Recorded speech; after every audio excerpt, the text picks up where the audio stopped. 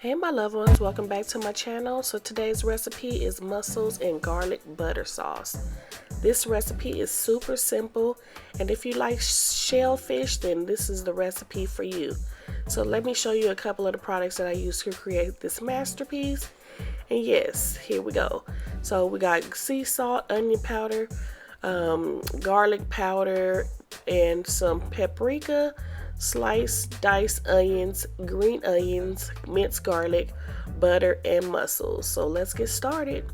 So first we're going to go ahead and rinse and clean off these mussels, and the recipe is self-explanatory, so I'm going to go ahead and let y'all listen to these jams while I'm cooking this food. Talk to you guys real soon. Bye.